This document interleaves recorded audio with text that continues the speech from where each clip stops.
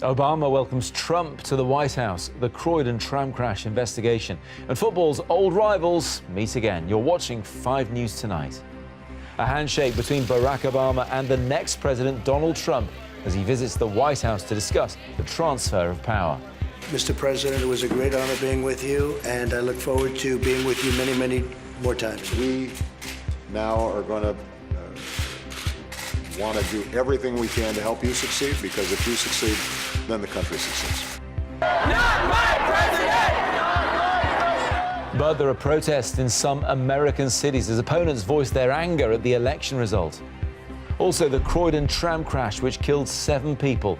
The first victim is named as 19-year-old Dame Chinnery. And England and Scotland get set for their crucial World Cup qualifier. Also tonight, we're discussing how comedians have reacted to Donald Trump's win. Weird night. It felt weird to be watching the news. If you were flipping around, every news anchor on every channel was just going, We'll be looking at and discussing the lighter side of the election results. Good evening, welcome to 5 News Tonight. I'm Matt Barbet. Barack Obama called it an excellent conversation. Donald Trump described it as an honour.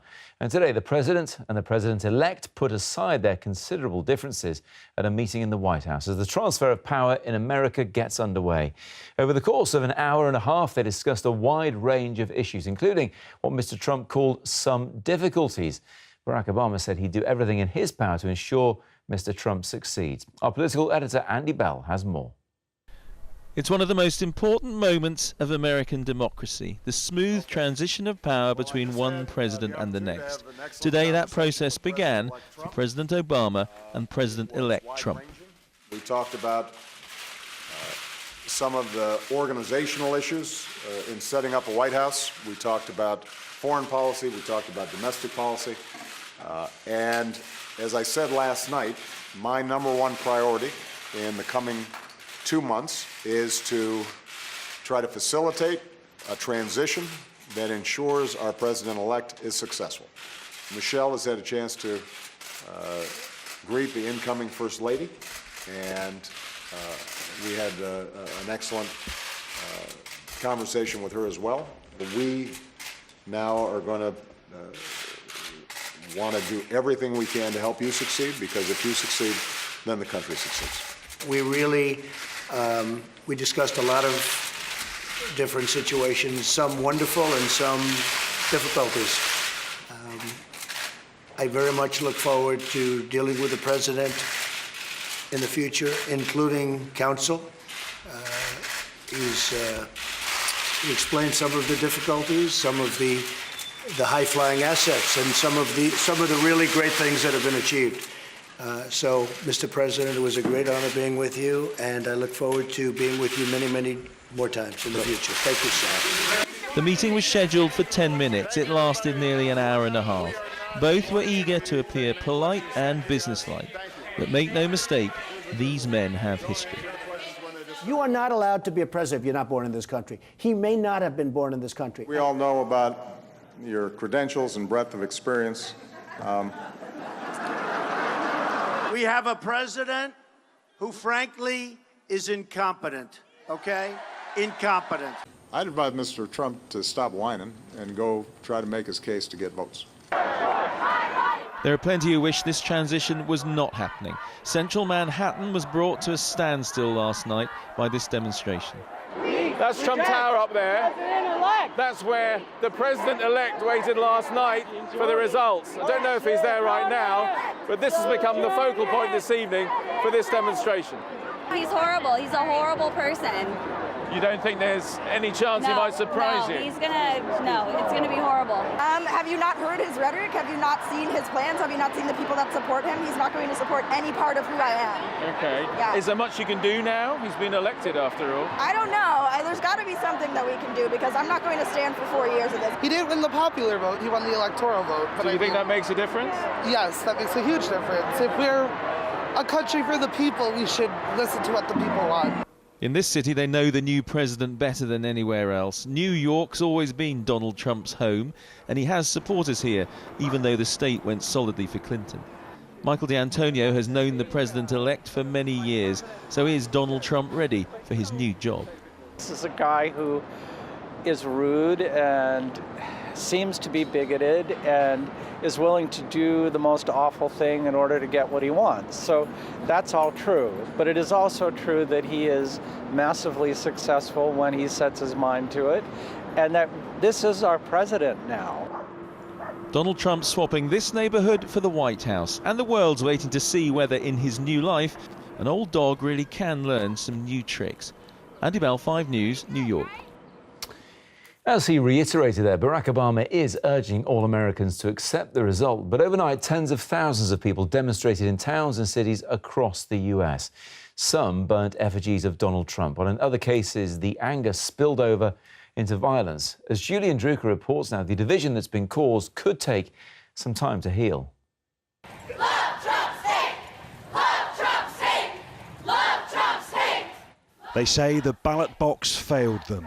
So in their thousands, they chose the streets instead to make their point. In Oakland, California, amid the flames, there was visceral anger about the imminent era of Donald Trump. The clash of protesters and police over politics. In Los Angeles, a highly personalized attack on the man who America chose so decisively. Fight back! Fight back! And in Chicago, a wealth of slogans with the same message. But how far is this mood spreading? In West Palm Beach, one of Florida's most diverse cities, there are already signs that recent political discourse has divided. The president of the Democratic Party's Hispanic group here claims in recent weeks school children have been racially abused.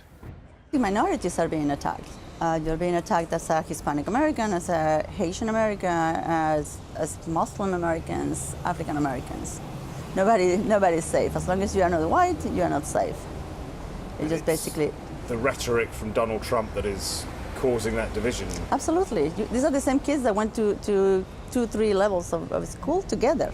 It has never been about race, about color, about just things that the kids don't even comprehend. But has the shock election results merely highlighted the divide which was already there? I met 2 first-time voters who both chose Mr. Trump. What's going to happen, That's one thing I was worried about voting for Trump, is that I feel as though, I can't say every supporter is bad and everyone is good, but I've noticed that there are some supporters of Trump where they see more of his negative qualities and they're praising that about him. If Trump had won, a lot of people would have been upset. If Hillary had won, a lot of people would have been upset. There's just a lot of division regardless of what would have happened. Democracy has spoken, but thousands are attempting to make a louder noise. Julian Drucker, 5 News, Florida. Let's go live to New York City now and have a chat with our political editor, Andy Bell. Andy, those talks first between Barack Obama and Donald Trump, we might have expected them to be a bit awkward, but they certainly went on for longer than we were thinking. What's your take on it? Well, Matt, in the last few minutes, the White House official spokesman has just said that meeting was a lot less awkward than many people might have anticipated. And certainly looking at the body language of the 2 men sitting there, I'm not saying that they're being overly friendly, but they certainly seem to be professional and businesslike. You even have Donald Trump at one stage saying he's looking forward to getting counsel, advice from President Obama. Think about what was being said just a few days ago by each man about the other, and you can see how far we've come. But the important thing to remember is certainly on the Obama side, as almost the last act of his presidency, he wants to make sure that this transition of power is absolutely smooth and professional. Because it's not particularly smooth running out on the streets, is it? We've seen those protests around the country. You saw them yourself in New York City last night. Just how difficult will it be for the new president to heal those divisions?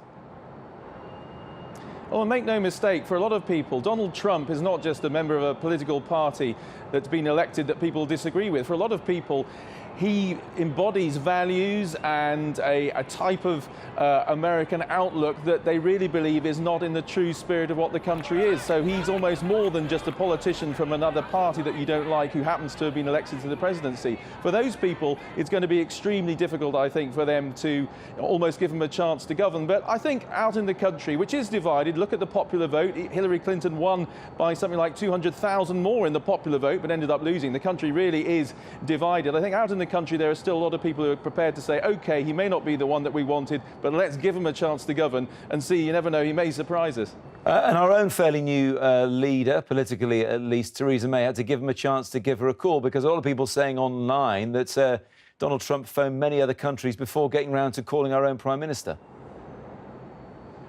Well, it is true that I think something like 9 other heads of government had talked to Donald Trump before Theresa May got there. But if you look at the readout, the official readout from Number 10, they say the relationship they discussed was also described as special. That's always very important for the UK Prime Minister, that relationship between the US and the UK is described as special in some way. What we'll have to wait and see is how this now plays out, because it always used to be the orthodox wisdom that America liked Britain to be inside the EU. But as in so many things, Donald Trump has sort of torn up the orthodox wisdom on this, because he basically backed Brexit. And we'll have to wait and see if Britain's relationship with the US can be as strong as it was before when Britain was inside the EU. It certainly seems that with President Trump, that could be possible. OK, Andy in New York City, thanks very much indeed.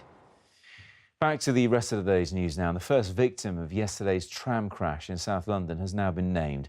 19-year-old Dane Chinnery was one of 6 men and a woman who were killed when the tram overturned near Croydon. Witnesses say the driver appeared to be going too fast around a sharp corner. He's now been released on police bail after being questioned on suspicion of manslaughter. Olivia Kinsley has the latest. The ambulances and fire crews are gone. Now a huge investigation is underway. More than 100 experts are combing the tram line and wrecked carriages, which still lie on their side. Family of the 7 people who died have been laying flowers. One left a Crystal Palace scarf for Dane Chinnery, a 19-year-old fan who lost his life. His friend Tom Dale was also on the tram and was injured as it overturned. I just come round after blacking out and I just called up my dad crying, saying, "Dad, I need your help, just come get me," sort of thing. I've been involved in an accident. When I woke up, I was like, "Where's Dane? I can't find him. I don't know where he is." And all that was there on where he was sitting was his boot, and it turned out that he was actually under the tram. It was just genuine lad. He was there for everyone really. Tried to be there and help people out as much as he could, and he didn't deserve it because he was still quite young, and obviously he was just trying to have a normal day at work. We know the tram derailed as it took a sharp bend in the track, travelling from New Addington to Wimbledon via Croydon. This footage from YouTube shows a tram doing the exact same journey on a different day. The video clearly shows how the tram slows down significantly as it comes to the same sharp bend, coming round the corner and taking its time. But yesterday's did not make it round here safely. The speed it was going is now under scrutiny. There are issues about speed, which I think has been speculation in the media. I'm not speculating on any of these things. What we will do is very carefully, very professionally, very methodically understand exactly what's happened. At Croydon Town Hall, some 300 people have signed books of condolence. At the scene, many come to pay their respects. Normally Croydon's quite fast-paced. Everyone's joking, smiling. Not today. The streets are really deserted, sad faces. It just doesn't. There's a silence in the air. The messages left for the victims are of shock and of grief. One just asks why. Olivia Kinsley, 5 News. Just a bit earlier on, I spoke to Andrew Braddock, who is the former Director General of the industry body UK Tram, and I began by asking him how unusual it is for a tram to crash. It's exceedingly rare. This is the first fatality, sadly multiple fatalities in this case, on a tram in the UK since 1959. So it's a long way you need to go back. And they are intrinsically very safe vehicles, so it's extremely unusual to have this kind of incident, and the tragic consequences are there to be seen, and it really is awful. We don't know the exact details at the moment. There are investigations ongoing, of course, so we don't want to speculate. But what we do seem to know is that the tram was going around a corner very fast. I mean, those lay people amongst us would think there would be automatic safeguards in place to stop that kind of thing happening. Sure. It is indeed a 90-degree turn, effectively. It's speed limited to 12 miles an hour, and it's pretty clear already that the tram was going significantly faster than that. We don't exactly know the reason why, hence the RAIB Rail Accident Investigation Branch do a very thorough inquiry and come out with all the answers. The tram has got recording devices on board which will tell us something, like a black box. There are a lot of safety systems on modern trams. There's an emergency braking system. There's a kind of vigilance control that if the driver hasn't responded, in the case of the Croydon vehicles, by keeping his hand on the top of the power and brake control lever, brakes will automatically be applied. Now, clearly that's something that RAIB will be looking at any stage in the run-up to this accident. Were the tram's brakes applied automatically? My gut feeling is probably yes, they were, but not to have stopped the accident actually happening. Plenty of people use the tram system in the southeast of London. It's not really existing in much of the rest of the capital. Sadly, no, it should. But the rest of the country, they're very popular. Manchester, of course, has a famous tram system. Should people be concerned anyway about using them? Well, of course, people will rightly be concerned when incidents like this happen. But I think everyone needs to rationalise it to understand that when you're on a tram, you're 15 times safer than being in a bus, and you're 24 times safer than being in a car. And with some colleagues last night, I did a kind of back-of-the-envelope calculation that says, well, for the average tram system across Europe, and there are some hundreds of them, you know, what's the incidence of death? It's an awful statistic to come out with. It's probably something like 1 in every 300 or 400 years. So that's why this is such a terribly unusual incident that we're all so desperately concerned to find out what exactly happened. OK, Andrew, many thanks indeed for coming in. Welcome. Thank you very much. A teenage couple have been jailed for at least 20 years each for murdering a mother and her daughter as they slept. The court heard the 14-year-olds meticulously planned the killings of Liz and Katie Edwards in Lincolnshire in April. Afterwards, after the murders, they shared a bath and watched films together.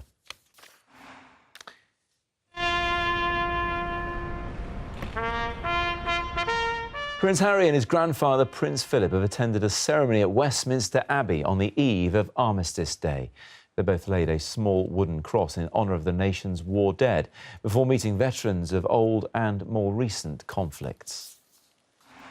And an inmate who went on the run from Pentonville Prison in London has been captured. Matthew Baker was serving time for attempted murder but escaped with another prisoner on Wednesday night. He was arrested in Ilford in East London. Police are still hunting for his accomplice, James Whitlock. Still to come on 5 News Tonight. We hear from the England players ahead of the crunch clash with Scotland. And as you know, we've inherited quite a budget crunch from President Trump. The Simpsons predicted it ages ago. But what do the comedy writers make now of Donald Trump as the next president? We'll be discussing that and hopefully having a few laughs after the break.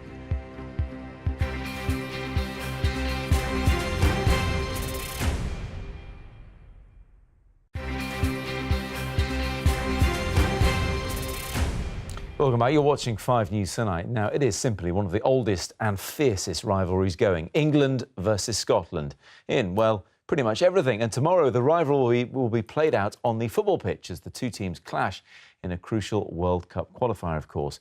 It's the first time in 17 years they've met in a competitive fixture. So, as Peter Lane has been finding out, today's England stars have been getting a bit of a history lesson. Captain Wayne Rooney and his England teammates have never faced Scotland in a competitive match. In fact, they were still school children the last time the teams met in anger back in 1999. So this is a new generation preparing for the old rivalry. It is huge. It isn't just a normal fixture. We actually watched a video of a lot of the past games. A lot before my time, but there was a few that I could remember, especially the one where Gazza scored the brilliant goal in, I think, Euro 96. So here is that legendary goal, Gazza's left foot flick and right foot volley as England defeated Scotland. Definitely one for the history books, along with Scotland's victory over England in '77, which saw the Tartan army flood onto the Wembley pitch and the goalposts. Ready to write a new chapter, today's Scotland squad flew from Glasgow down to London ahead of the big occasion. This one's a little bit special. It's England, it's Wembley, 90,000 people, 14,000 Scots inside the stadium. And this, of course, is match 3 of 4 for the temporary England manager, who was being diplomatic about his future. 100% my focus is on the match, and I think it would be irresponsible and unprofessional for it to be any other way. I know you keep saying it's not about you, but I have to ask about you one more time. You've stepped up into this role in England's hour of need. How upset will you be honest, if you're not offered the job? I've had a career of great moments and disappointments, so I can pretty much handle everything that's thrown at me. Well, I know I can. How the old rivals fare tomorrow will lay a path towards the World Cup. If there's history to be made, he surely will want to be a part of it. Peter Lane, 5 News. OK, let's return now to the election of Donald Trump as the next American president. It's given comedians plenty of new material, and last night on US TV they had the chance to put their own slant on what has happened. You didn't think you were going to win this thing either, and I'm guessing that right now you are spinning out. You're probably looking at a map of the United States and thinking, wait, how long does this wall have to be? Late-night American TV shows are already making light of their new leader. So I thought it might be helpful to take you through what they call the 5 stages of grief. Now, stage 1 is, of course, denial, as in, no, the host of Celebrity Apprentice is not our president. He can't possibly be. And the good news is it's over now and everyone agrees with the outcome. Britain's James Corden was also getting in on the act during his US TV show. Weird night for weird to be watching the news. If you were flipping around, every news anchor on every channel was just going, and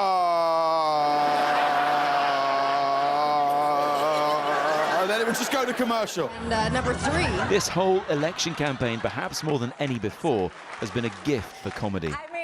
This man is clearly unfit to be commander-in-chief. Wrong. He is a bully. Shut up. He started the birther movement. You did. As you know, we've inherited quite a budget crunch from President Trump.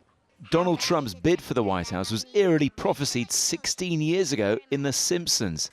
Then, last year, they resurrected the idea once again of the Donald becoming the president. And again, it was strangely close to the real thing. You can just see Homer just behind him, actually, in real life. Let's talk about this now with comedians Louis Schaefer and Andy Zaltzman. And Louis, I have to come to you first because you are an American who's lived in the UK for quite a while. So how have people reacted to you before and since the election? Well, I think they wondered what's going on. And then after the election, my local, the Old Nun's Head in Nunhead in southeast London, offered all Americans in the area a free drink and a hug after the election. To commiserate or to celebrate? To commiserate, and I don't need no commiseration because everything's going to be okay because we're America, the greatest country in the world, and it's all going to work out. But I got my free drink, and I got my, well, they called it a cuddle, but it was really just a hug. Andy's already laughing. I mean, it's just a mine of material, especially when it's coming from the mouths of Americans, isn't it, Andy? It is, yes. It's been, I mean, it's truly extraordinary. Some of the things Trump has said even, since he became president, there's 4 more years of this. He said, we need to bind the wounds of our nation, which is like, Brutus going up to Julius Caesar saying, well, you want to have that seen to, Julius? That looks nasty. But it's never good. It's not, I mean, it is, politics is totally turned on its head, it seems, around the world. Yes. And, from a human point of view, it might be slightly concerning. From a comedic point of view, then it's good news, every cloud. You work with John Oliver, who's a British comedian, satirist, done very well in the States. And, we can see him on our screens as well, what he does over there. He obviously pokes fun at the establishment. And by and large, the comedians in the States tend to be left of centre. They're more Democrat than Republican. So now he must be rubbing his hands with glee at the possibilities. Well, I don't know. I mean, it's hard to separate your sort of personal feelings about it and the vague prospect of Armageddon with the professional opportunities. John went over there in 2006 10 years later, Trump's been elected, so clearly he's largely to blame for it. He is to blame for it, and the reason is because Americans don't want to listen to some British person telling them what to do. I mean, they don't want to listen to American people telling them. They don't want to listen to anybody, but as soon as he says it, it's like they go, well, you know, just. I mean, sorry for you. Well, this is this is I guess Trump channeled into that dissatisfaction. You know, he was. You know, people wanted a medium for this. He was the sledgehammer, and now they've used it to smash the windows. No, you created the medium.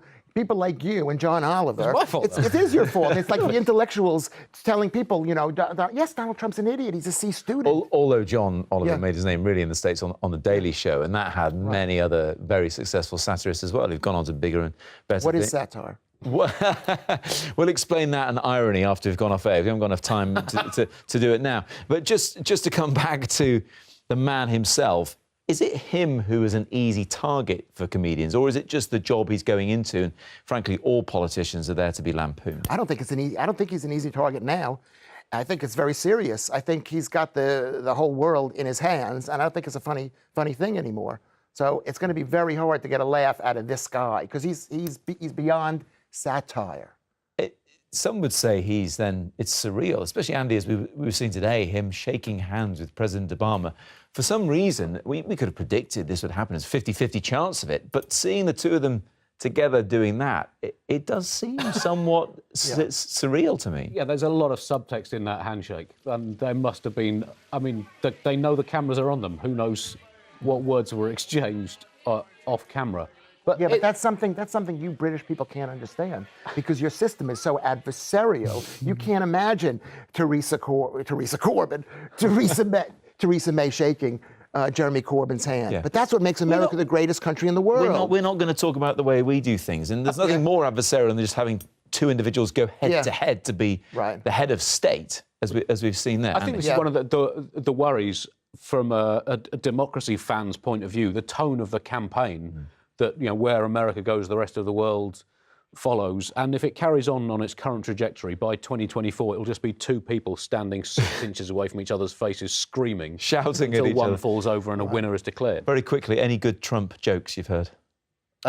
Well, the best joke, the joke that I told before the election was that Donald Trump may blow up the world by accident, and Hillary will do it on purpose. OK, and we'll leave it at that. Thank you both very much indeed. Good to see you. That is just about it from us for the time being. Claire Nasir is here with the Weather Next, and Danny has updates throughout the evening here on Channel 5. For now, thanks very much indeed for your company. Bye-bye.